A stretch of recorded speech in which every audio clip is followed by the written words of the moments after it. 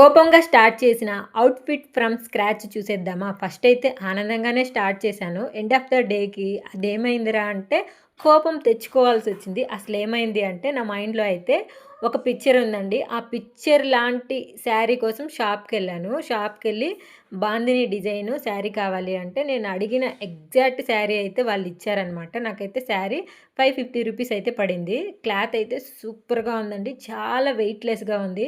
అందుకే ఒకసారి శారీలా కూడా కట్టుకొని చూడాలి అనిపించింది. ఆ తేగానే ఇంకా శారీలా కట్టుకొని చూశాను. డిజైన్ బాగుందనమాట స్టైల్‌లో.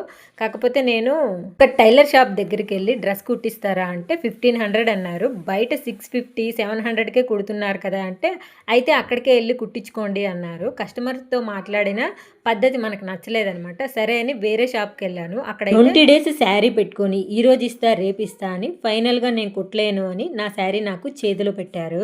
అప్పుడే అనిపించింది, అరే! ఒప్పో తప్పో మనం కూడా కుడతాం కదా! ఎందుకు వీళ్ళ దగ్గర తిరుగుతూ ఉండాలి అని నా ఫ్రెండ్ దగ్గర కటింగ్ చేపించుకొని స్టిచ్చింగ్ అయితే నేనే చేసుకున్నాను హాఫ్ డేలో. ఇదొచ్చేసి అనార్కలి డ్రెస్ అండి. బ్యాక్ సైడ్ అయితే జిప్ పెట్టాను. రౌండ్ నెక్ ఇచ్చి దాని తర్వాత హ్యాండ్స్ అయితే మోచేతి వరకు పెట్టుకున్నాను. ఫైనల్ లుక్ అయితే ఈ విధంగా ఉంది.